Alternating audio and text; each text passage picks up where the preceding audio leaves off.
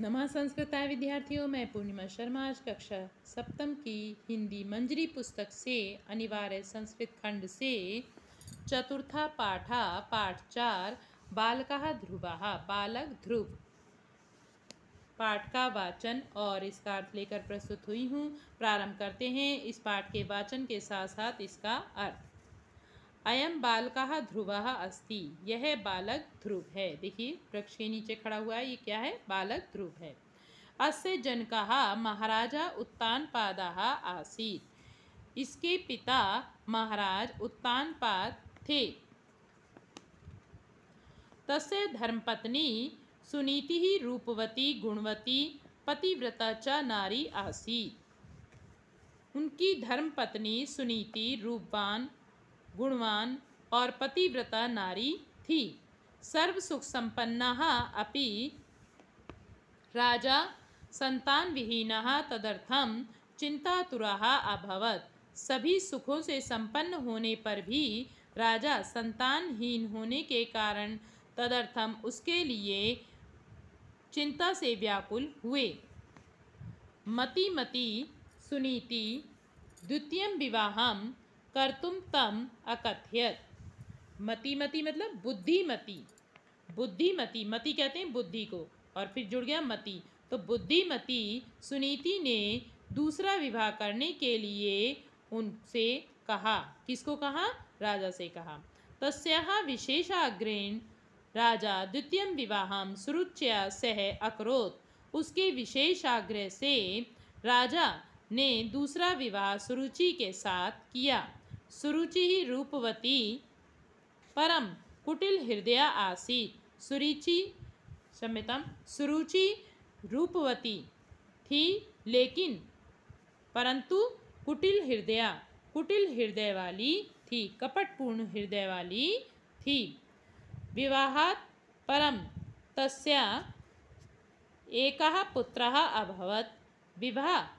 विवाहात् परम विवाह के बाद उसके एक पुत्र हुआ।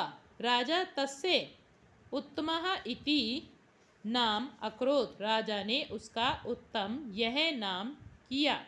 कालांतरे सुनीतिः अपि एकं पुत्रम अजनयत। समय बीतने पर सुनीति ने भी एक पुत्र को अजनयत मतलब उत्पन्न किया।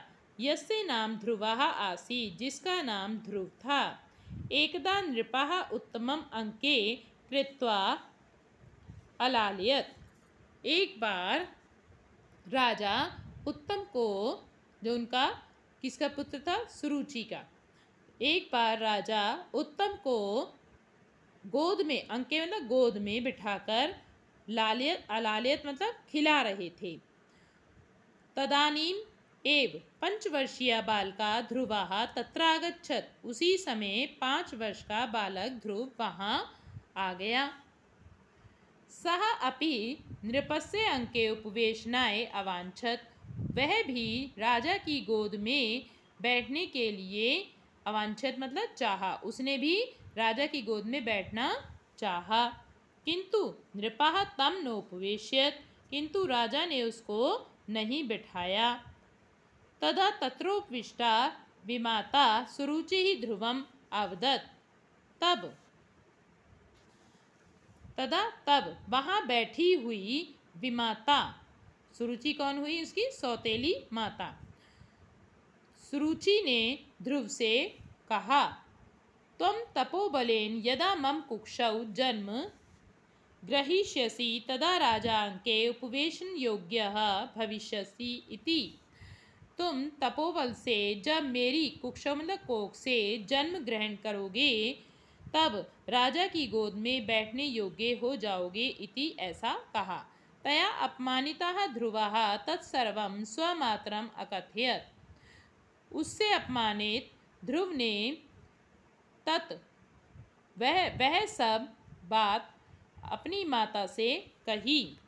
अपृच्छत् चाह, और पूछा, राज सिंहासनात् अपि उच्च स्थानम किम, राज सिंहासन से भी ऊंचा स्थान क्या है? अहम तदेव प्राप्तुम प्रयतिष्ये, मैं उसी को प्राप्त करने का प्रयत्न करूँगा।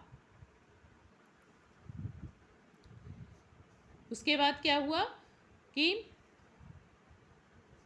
चकिता माता अब्रवीत, आश्चर्यचकित होकर माता बोली, भगवान एव तत्स्थानम दातुम समर्था त्वम तमेव भज।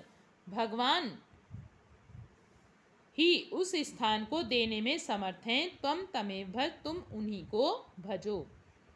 मातु आज्ञया ध्रुवः वनम अगच्छत, माता की आज्ञा से ध्रुव वन को चला गया।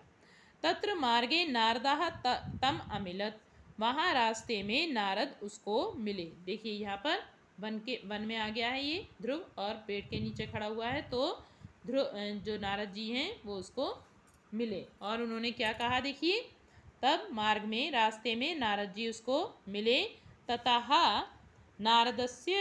नारदस्य उपदेशेन सः स्वलक्ष्ये प्राप्तौ सफलः अभवत्, तब नारद के उपदेश से उसने अपने लक्ष्य को प्राप्त करने में वह सफल हुआ।